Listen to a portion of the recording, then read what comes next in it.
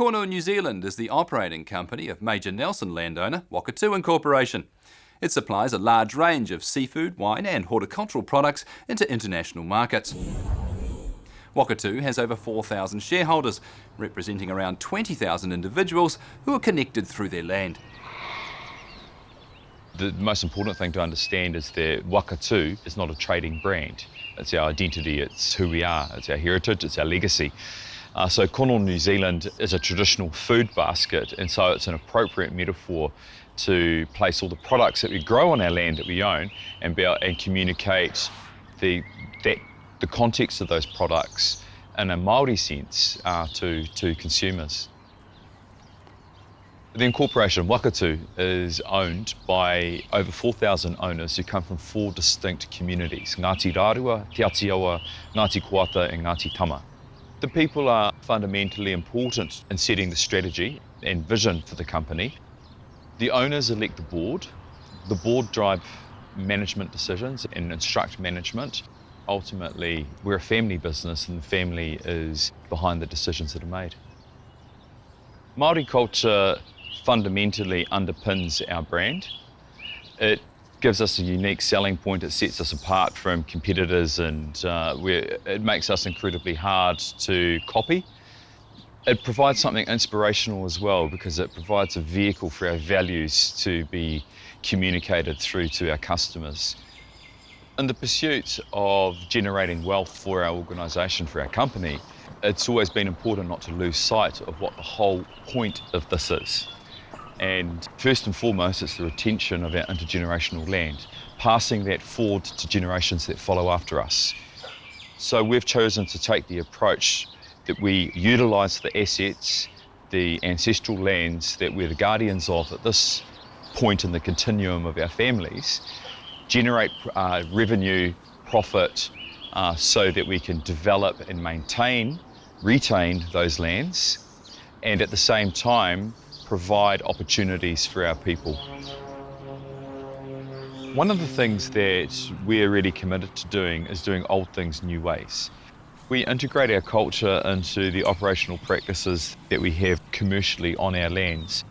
For example, at Matariki Māori New Year, our orchard staff all gather at a rongo, a fertility sculpture. It's a time to reflect and talk about the harvest and the work ahead.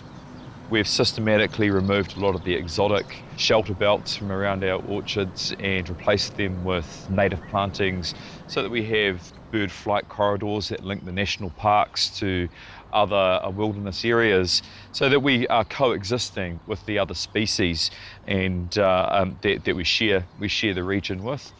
And that's meaningful, and they're the sorts of things that resonate with our employees, with our staff. It's why many of them say to me that they find it so rewarding working for Cornwall. We've got seafood. We're growing mussels and other shellfish, oysters, flat oysters, bluff oysters, Pacific oysters, and we have development work going on to other species of shellfish that we'll bring to market when our consumers tell us that they're interested in it. We've got the wineries, so we've got the Tohu brand and the Cornwall brand that is selling very well. Cornwall in particular in the States, and Tohu in Europe and the UK. We see a growing market for ourselves in Asia with both of those brands. So taken together with the horticultural products, the apples, the pears, the kiwi fruit and the hops, we've got quite a basket. So that's what Cornwall was all designed for. We're in the horticulture unit with kiwi fruit. Originally would have been Hayward variety. We've had many years of growth out of that. Because of PSA, we're now taking the gold kiwi fruit out and using this new system, getting much better yields with new varieties of kiwi fruit. In the pears, we've got some important business for us into the United States with a particular customer who is doing home delivery. We have a sort of a one-to-one relationship with that company. We know them very well. Some of the guys that you'll see here today have actually been up to the States working with them. They come down here and visit us. We've got quite a growing relationship with them, and that's what we like. That's the kind of business we like to have. Apples, you know, we've had this relationship with Enza with the Envy variety, which has gone very well for us. We're quite pleased with that. We wish we had more.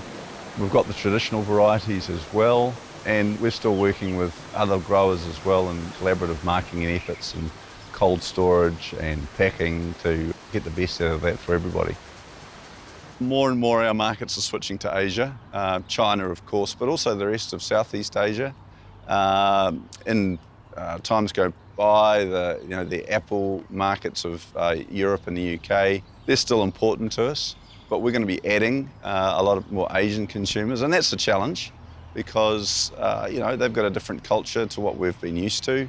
Although they are a lot closer to us than some European consumers geographically, there's a big distance in terms of what we need to do to make sure our story is understood by them.